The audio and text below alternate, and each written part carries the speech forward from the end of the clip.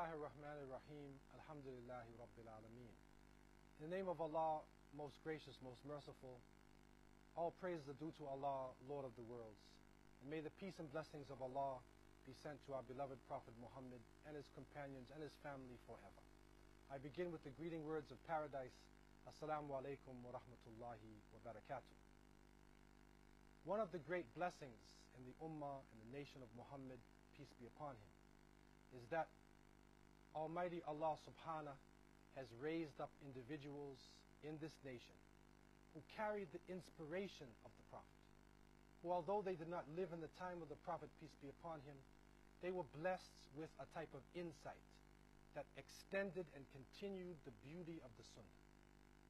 Imam an-Nawawi rahimahullah, in looking at change, how do we change ourselves? We have heard the oft-repeated verses, إِنَّ اللَّهَ لَا يُغَيِّرُ مَا بِقَوْمٍ حَتَّى يُغَيِّرُ مَا بِأَنفُسِهِمْ. Allah will not change the condition of a people until they change that which is within themselves. We have heard these verses repeated often, and that change comes about whether it is people find themselves in an evil situation, you change yourself, it becomes good. Or that if people who are struggling or do not struggle, then it switches to bad. Either way you look at it, it begins on the inside. Then Allah has promised on the outside, the external world could be changed. Imam an-Nawawi rahimahullah and many of the great fuqaha and ulama of Islam looked at ihsan. They looked at righteousness. How does the individual change himself or herself?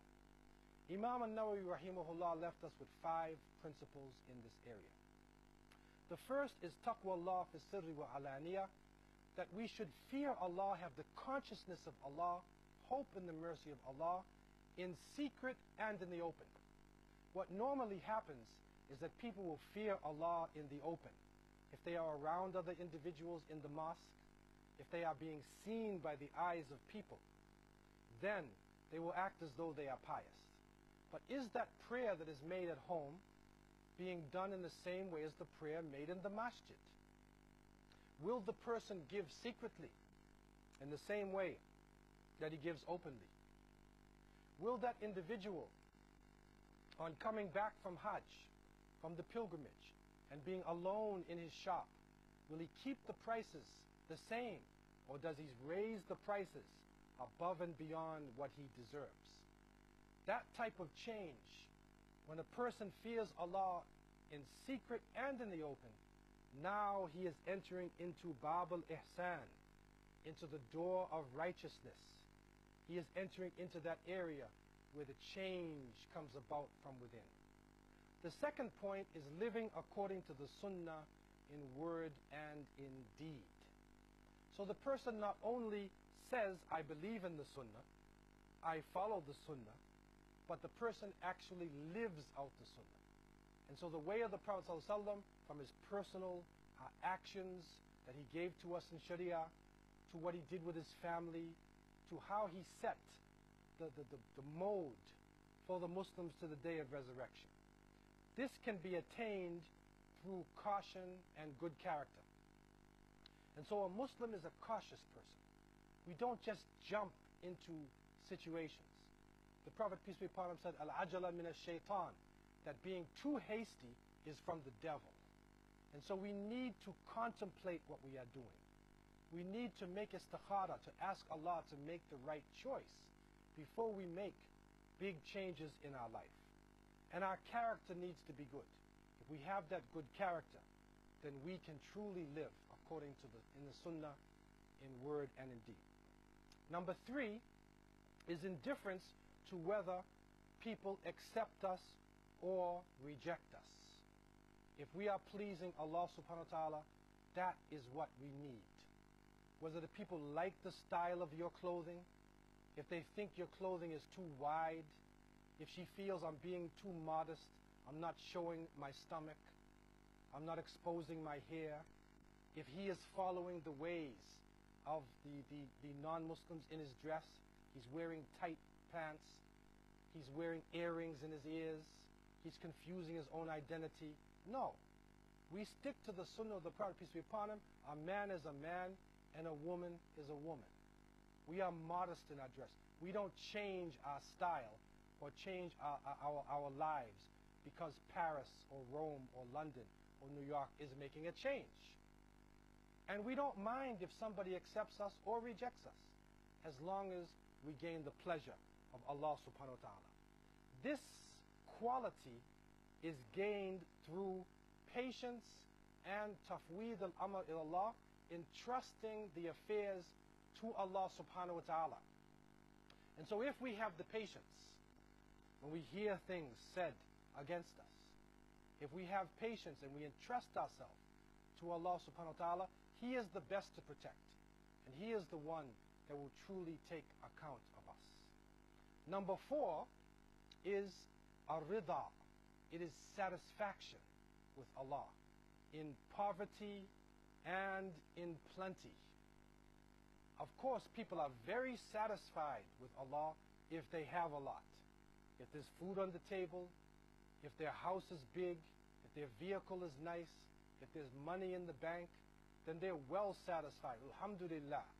But if the money is low, if they are struggling, do they still say Alhamdulillah? Do they still praise Allah subhanahu wa ta'ala if they are not seeing hundreds and thousands in their bank account? And so, to have that satisfaction is a very important quality, and this is attained through contentment and submission to Allah. So when we are contented and when we submit to the will of Allah, we flow along with what happens in our lives. There are some points in our life where we are on a high level. There are other points when we are sick and we find ourselves in a low level. But we need to flow with every part of the life. Sometimes that sickness is a source of blessing. Sometimes that pain that comes to the body will help us remember Allah.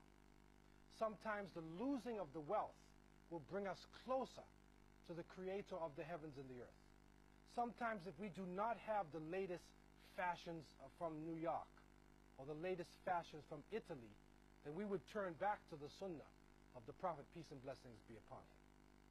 Number 5, and the last point, is turning to Allah in happiness and affliction. It is very easy for people in most cases, if they are afflicted, they turn to Allah.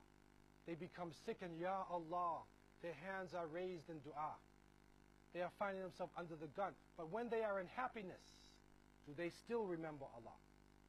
When they are in plenty, do they still remember Allah subhanahu wa ta'ala?